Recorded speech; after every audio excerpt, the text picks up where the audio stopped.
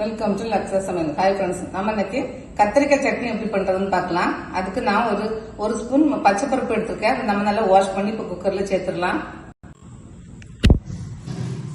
நம்ம குக்கர்ல பருப்பு சேர்த்தாச்சு. இப்போ நான் இதுல ஒரு 5 கத்திரிக்காய் எடுத்து வச்சிருக்கேன். இதை நம்ம பொடியா கட் பண்ணி சேர்த்துடலாம்.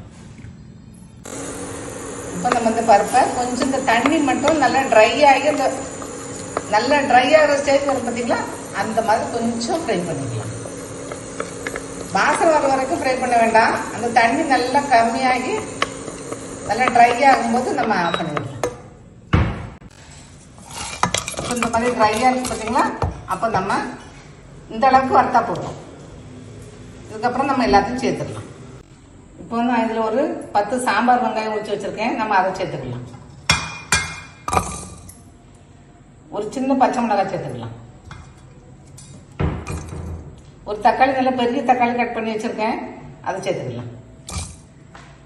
நம்ம கட் பண்ணி வச்சிருக்க கத்திரிக்காய் சேர்த்துக்கலாம். கொஞ்சமா மஞ்சள் தூள் சேர்த்துக்கலாம். ஒரு 1/4 டீஸ்பூன் சேர்த்தா போதும். கொஞ்சமா பெருங்காயம் சேர்த்துக்கலாம்.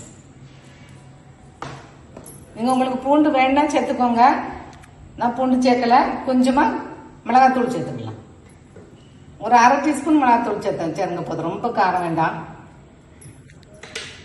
இப்போ இதெல்லாம் நம்ம மூழ்கிற மாதிரி தண்ணி ஊற்றி வேக வச்சுக்கலாம். மூழ்கிற அளவுக்கு வேக வச்சா போதும். ஒரு 3 விசில் வைப்போம். இப்போ நம்ம சட்னிக்கு இந்த அளவு தேங்காய் எடுத்துக்கலாம். இந்த அளவு போதும். இதையும் ஒரு 1/2 டீஸ்பூன் சோம்பு இதையும் சேர்த்து நம்ம நல்லா நைஸா இருக்கும். இப்போ நம்ம குக்கர் நல்லா 3 விசில் போட்டு நல்லா வெந்துருச்சு. இந்த அளவுக்கு இதை பாருங்க. இப்போ நம்ம இதை கொஞ்சம் இப்படி மசிச்சு விட்டுக்கலாம். நீங்க கரண்டி வச்சு மசிச்சு விட்டாலே போதும். இதை வச்சு தான் மசிச்சு விடணும்னு இல்லை, கரண்டி வச்சு மசிச்சு விட்டாலே போதும். நல்லா மசிச்சு விட்டுக்கலாம். இப்போ நம்ம கொஞ்சம் உப்பையும் போட்டு நல்லா மசிச்சிடலாம். நல்லா மசிச்சாச்சு. இப்போ நம்ம அரைச்சி வச்சிருக்க பேஸ்ட் சேர்த்துக்கலாம். சேர்த்துட்டு ஒரு 2 கொதி விட்டா போதும். இந்த பிறகு இந்த கன்சிஸ்டன்சி இருந்தா கரெக்டா இருக்கும். இல்ல உங்களுக்கு கொஞ்சம் தண்ணியா தான் வேணும்னா நீங்க சாப்பிட்டு பார்த்துட்டு கொஞ்சம் அந்த கன்சிஸ்டன்சிக்கு நீங்க உங்களுக்கு தேவையான கன்சிஸ்டன்சி மிக்ஸ் பண்ணிக்கோங்க. இந்த கன்சிஸ்டன்சி கரெக்டா இருக்கும். நம்ம 2 கொதி வந்தோடனே இப்ப தாளிச்சிடலாம். இப்போ நம்ம தாளிக்கிற கரண்டியில எண்ணெய் சூடான கொஞ்சம் சோம்பு சேர்த்துக்கலாம். சோம்பு நல்லா பொரிஞ்ச உடனே கருவேப்பிலை சேர்த்துக்கலாம்.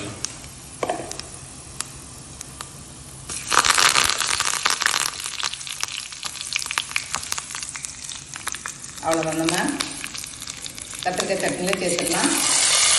நம்ம தக்காளி நிறைய போடுறதுனால தக்காளி கொஞ்சம் பெரிய தக்காளி நிறைய போட்டுக்கோங்க. தக்காளி நிறைய போடுறதுனால நமக்கு புளி தேவைப்படாது. இன்கேஸ் உங்களுக்கு புளி கண்டிப்பாக வேணும்னா கொஞ்சமாக சேர்த்துக்கோங்க. நம்ம கத்திரிக்காய் சட்னி ரெடி ஆயிடுச்சு. செஞ்சு பாருங்க, நல்லா இருக்கும். தேங்க்ஸ் ஃபார் வாட்சிங்.